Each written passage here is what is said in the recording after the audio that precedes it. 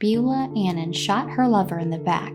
She went to the bathroom to wash the blood off her hands. She grabbed a handkerchief to wipe the blood off her dead lover's face. Then she started the record player and danced for hours until her husband came home. Beulah wore a bright red bob and she spoke in a southern drawl. Her words were like velvet, they said. I don't think I've ever loved anyone that much. You know how it is. You keep looking and looking for someone you can really love, she told the Chicago Daily News. When Beulah was 15 years old living in Kentucky, she married Perry Stevens, a lithograph operator. The two had a son, but she was still young and beautiful, and being a housewife and mother bored her.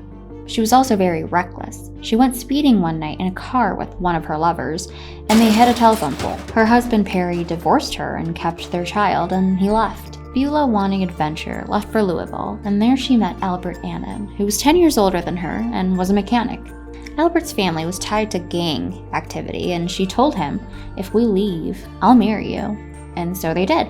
They headed for Chicago. They moved to Chicago and got married, and Albert was working 10 to 14 hours a day to support Beulah's lifestyle. But Beulah got bored again. She wanted to do something, so she convinced Albert to let her work as a cashier at a laundromat, and that's where she met him. Harry Colsett was not a good man. He was an ex-con, and he was incarcerated for SA. At the laundromat, he drove a laundry wagon, and they flirted back and forth. Beulah, being who she is, couldn't resist, and the two started an affair. One afternoon on April 3rd, 1924, Harry calls Beulah after Albert had already gone to work so they could spend the afternoon together. He brought over 3 bottles of wine, which they finished. Beulah wasn't done drinking, so she gave Harry $6 to go get some liquor, and they drank more. At this point, Beulah and Harry were intoxicated. And then Beulah started taunting Harry, calling him a jailbird, which really offended him. It was as if they wanted to make each other mad. Harry tells Beulah that she will never be calling him that word ever again. And according to Beulah, Harry was headed towards the bedroom where Beulah kept a gun, which was visible to Harry.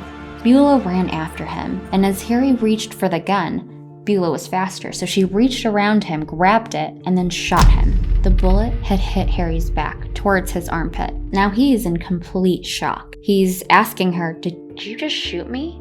And Beulah tries to reassure him that, No, you're not shot. You're okay." He looks at his hands covered in blood and falls backwards against the wall. As he laid there on the ground, the record player played the song Hula Lou, The Kind Girl That Could Never Be True. That's when Beulah went to the bathroom to wash her hands and wipe the blood off of Harry's face. Beulah played the record again and danced, claiming that she was in pure ecstasy. But Harry wasn't dead.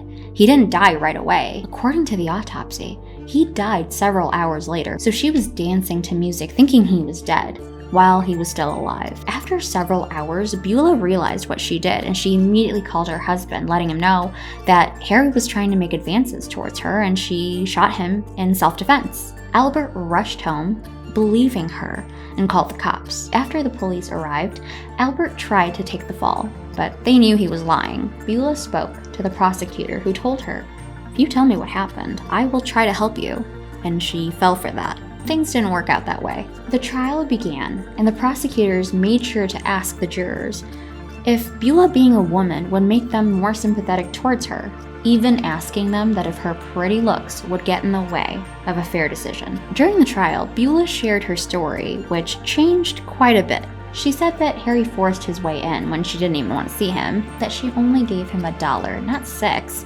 She didn't even want to drink. She kept telling him, "You need to leave because my husband is going to come home and he's going to hurt you." According to Beulah, she even told Harry that she was pregnant so he would leave her alone, and he threatened her with SA.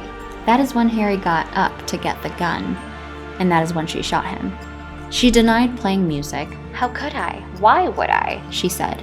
Again, the prosecutors asked the jurors to consider that maybe Beulah was just upset with Harry and that is why she shot him. But fortunately for Beulah, the jury acquitted her, and she left for the country with her husband. When Albert lost all his money paying for Beulah's defense, Beulah got bored.